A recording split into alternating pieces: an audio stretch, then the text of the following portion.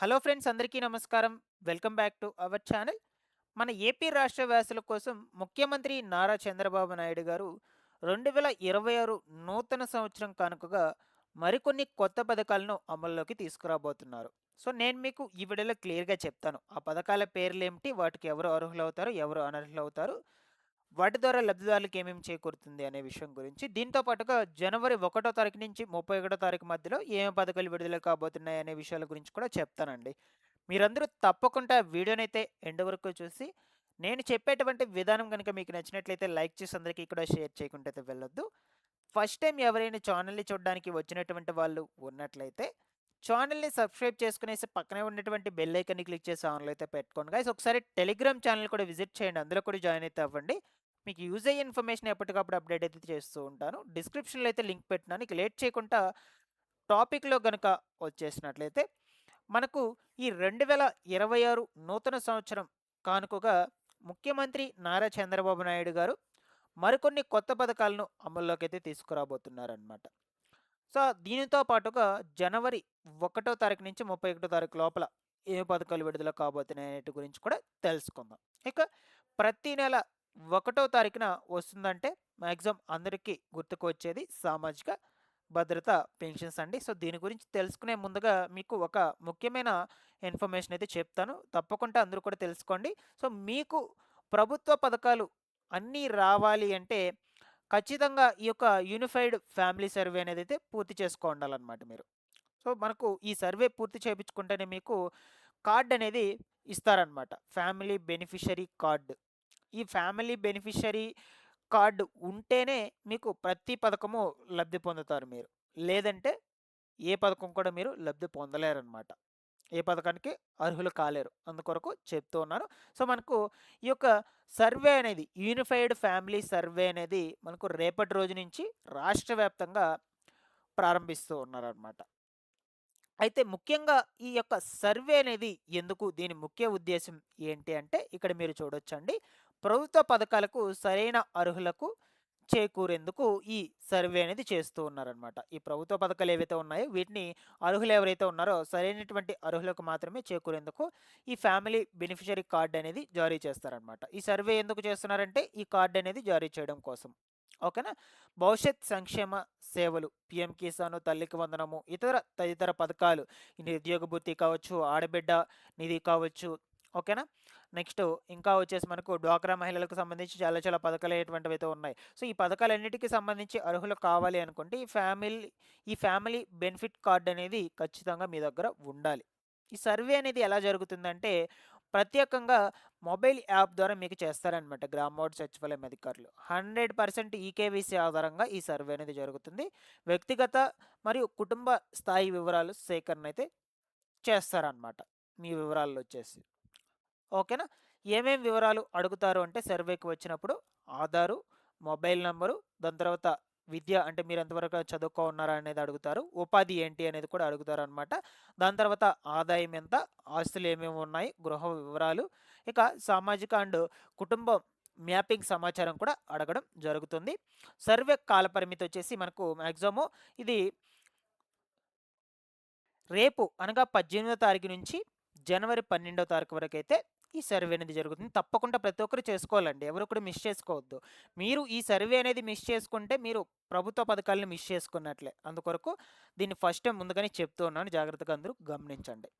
ఇక మనం మెయిన్ టాపిక్‌లోకి వెళ్ళేసి జనవరి నెలకు సంబంధించినటువంటి కొత్త నూతన సంవత్సరానికి సంబంధించినటువంటి పథకాల గురించి అయితే డిస్కస్ చేసుకుందాం. ఇక ప్రతి నెల వస్తుందంటే మాక్సిమం 1 తారీఖున వస్తుందంటే అందరికీ గుర్తుకు వచ్చేది సామాజిక భద్రత పెన్షన్‌లే.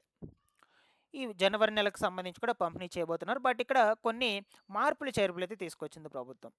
సో, యాక్చువల్‌గా జనవరి 1 తారీఖున హాలిడే గ్రామ వార్డ్ సచివాలయం అధికారులకు.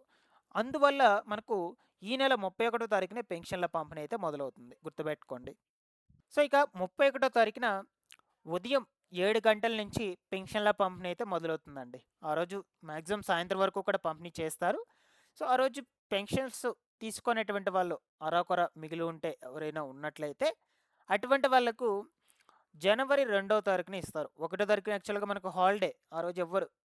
కాబట్టి 2వ తారీఖున ఇస్తారు. దాని తర్వాత మళ్ళా ఇవ్వరనమాట. ఎండ్ అయిపోతుంది 2వ తారీఖుకి. ఇక వచ్చే నెలే తీసుకోవాలి మీరు. అప్పటికి తీసుకోకపోయినట్లయితే. కాబట్టి మాక్సిమం నాకు తెలిసి ఈ 31 తారీఖునే అందరూ కూడా తీసుకునేస్తారు. తీసుకునేటువంటి వాళ్ళ సంగతి చెప్తూ ఉన్నానండి. దీనితో పాటుగా చాలామంది కూడా మనకు రాష్ట్రంలో కొత్త 50 ఏళ్ల పెన్షన్లకు దరఖాస్తులు చేసుకోవడానికి ఎదురు చూస్తూ ఉన్నారండి. సో, అయితే ఈ కొత్త దరఖాస్తులనేటివి మనకు మాక్సిమం ఈ నెలాఖరు నుండి లేదా జనవరి మొదటి వారంలో మొదలవుతాయండి.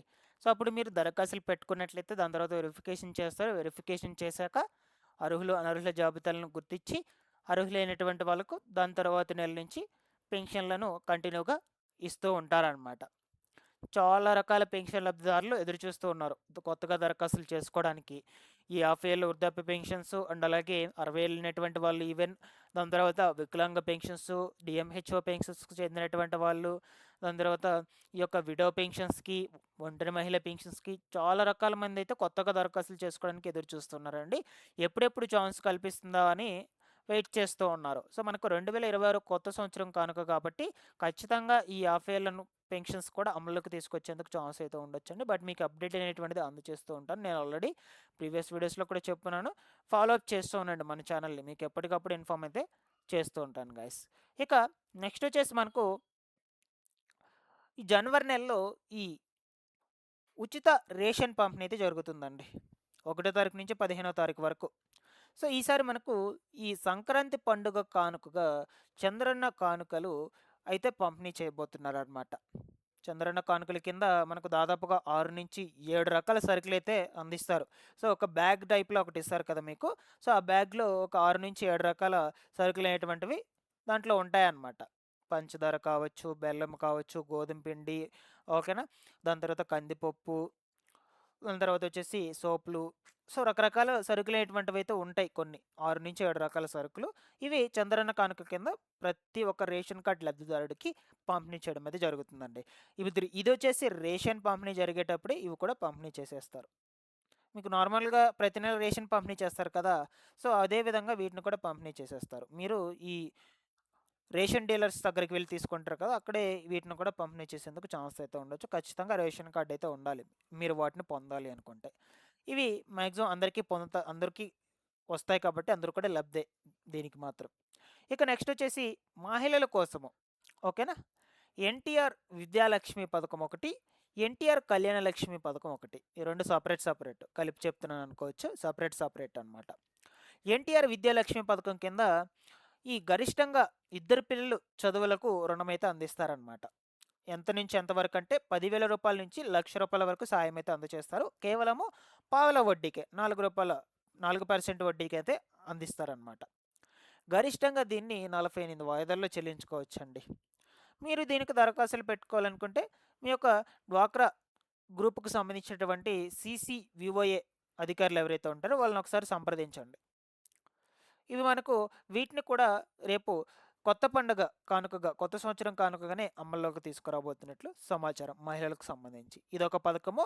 దీన్ని అప్లై చేసుకున్నటువంటి 48 గంటల్లో మీ ఖాతాలకు నేరుగా నగదనేది జమ కావడం అది జరుగుతుంది. ఇవి వచ్చేసి ఈ 2 పథకాలు డ్వాక్రా సంఘాల మహిళలకు అందజేస్తూ ఉన్నారు. మెప్మా కిందైతే మీకు వస్తాయన్నమాట. ఓకేనా. ఇంకొక పథకం వచ్చేసి ఎన్టీఆర్ కళ్యాణ లక్ష్మి పథకం. ఇది కూడా ఈ యొక్క వివాహ ఖర్చుల కోసమైతే రూ. 10,000 నుంచి రూ. 1,00,000 వరకు రుణమైతే అందిస్తారు. పావలా వడ్డీకే గరిష్టంగా 48 వాయిదాల్లో చెల్లింపు అయితే ఉంటుంది. మీరు దరఖాస్తులు చేసుకునేటప్పుడు లగ్నపత్రిక, పెళ్లి ఖర్చుల అంచనా పత్రాలు తప్పనిసరి పెట్టుకోవాలి. పరిశీలన అనంతరం సభ్యురాలి ఖాతాల్లోకి నేరుగా నగదనేది జమ కావడం అయితే జరుగుతుంది. ఈ 2 పథకాలను డ్వాక్రా సంఘాల మహిళల కోసము మనకు కొత్త సంవత్సరంలో తీసుకురాబోతున్నారండి. ఇంకా డేట్స్ అనేటువంటివి అనౌన్స్ చేయలేదు.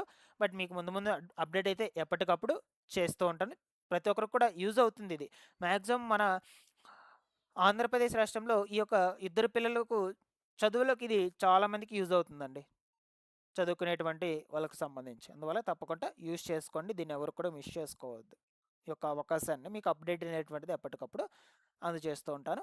నెక్స్ట్ వచ్చేసి చాలామంది కూడా నిరుద్యోగ యువత ఎదురు చూస్తున్నటువంటి పథకము నిరుద్యోగ భృతి అండి. సో, ఇక నిరుద్యోగ భృతి పథకాన్ని కూడా మనకు కొత్త సంవత్సరం 2026 కొత్త సంవత్సరం కానుకగా అమల్లోకి తీసుకొచ్చే ఛాన్స్ అయితే ఉన్నదండి. సో, దాని తర్వాత మనకు ఈ యొక్క కూటమి ప్రభుత్వం పదవీ కాలం అనేది తగ్గిపోతూ వస్తుంటది కాబట్టి, సో, మాక్సిమం ఈ పథకాలు పెండింగ్‌లో ఉన్నటువంటి వాటన్నిటిని కూడా ఈ కొత్త సంవత్సరంలోనే తీసుకొచ్చేందుకు ఛాన్స్ అయితే ఉండొచ్చనమాట. సో, మాక్సిమం జనవరి నెలలోనే దీనికి కూడా శ్రీకారం అయితే చుడతారు. ఈ నిరుద్యోగ భృతి పథకానికి సంబంధించి. దీని కింద మనకు ప్రతి నెల కూడా నిరుద్యోగులు ఎవరైతే ఉన్నారో వాళ్ళందరికీ రూ. 3000 చొప్పున అందించడం జరుగుతుంది వాళ్ళ బ్యాంక్ అకౌంట్‌లోకే. సో, దీనికి సంబంధించిన పూర్తి ఇన్ఫర్మేషన్ కావాలి అనుకుంటే సెపరేట్‌గా నేను వీడియో అయితే చేస్తాను. మీరు కామెంట్‌లో అడిగినట్లయితే. అంటే అర్హతలేమిటి? అనర్హతలేమిటి? ఎవరెవరికి వస్తుంది? ఎవరెవరికి రాదు? ఎలా అప్లై చేసుకోవాలి? కావాల్సినటువంటి డాక్యుమెంట్స్ ఏమిటి? వీటన్నిటి గురించి సెపరేట్ వీడియో కావాలనుకుంటే నేను చేస్తాను. No problem. ఓకేనా? సో, ఈ విధంగా అయితే ఉన్నాయండి. మనకు 2026 కొత్త సంవత్సరానికి సంబంధించినటువంటి పథకాలు, ముఖ్యంగా విడుదలయ్యేటువంటి పథకాలు, అమల్లోకి వచ్చేటువంటి పథకాలు. ఓకేనా? మీకు ఎప్పటికప్పుడు అప్డేట్ అయ్యేటువంటిది చేస్తూనే ఉంటాను. ఏమన్నా మార్పులు, చేర్పులు జరిగినా కూడా ఫాలో అప్ చేస్తున్నాను గైస్ మన ఛానల్‌ని. Thanks for watching this one.